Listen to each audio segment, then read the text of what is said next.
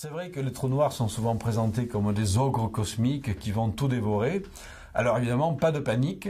Un trou noir ne dévore que ce qu'il a à sa portée. Et sa portée est relativement courte. C'est-à-dire ce n'est que dans son voisinage immédiat qu'il a tendance à tout absorber. Dès qu'on s'éloigne un peu du trou noir, le trou noir se comporte à nouveau comme une masse normale. Exemple, on mettra un trou noir à la place du Soleil.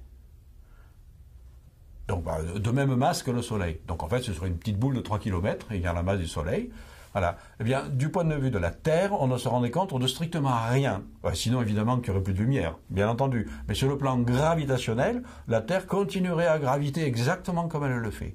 Parce que la Terre est suffisamment loin du trou noir pour qu'à cette échelle-là, ce soit la physique gravitationnelle normale. Voilà.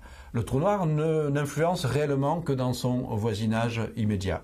Alors, cela dit, comme il y a des trous noirs géants, si vous prenez un trou noir de 1 milliard de masse solaire au centre d'une grosse galaxie, ben évidemment, il est d'autant plus gros, il fait plusieurs milliards de kilomètres en taille, c'est-à-dire la taille d'un vrai système solaire, et lui, évidemment, son rayon d'influence est plus vaste. Il s'étend peut-être jusqu'à 2-3 années-lumière.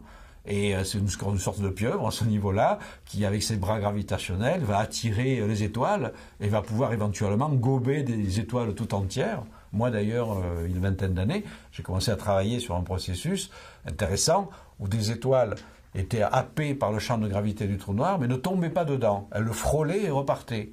Et j'avais calculé, en fait, que ces étoiles devaient être évidemment fortement perturbées, des sortes de forces de marée gigantesques engendrées par le trou noir. Les étoiles sont aplaties dans le plan de leur orbite en quelques heures et deviennent ce que j'ai appelé des crêpes stellaires. Et ces crêpes stellaires étant tellement aplaties, elles sont chauffées, elles explosent. Et donc j'avais appelé ça les crêpes stellaires flambées.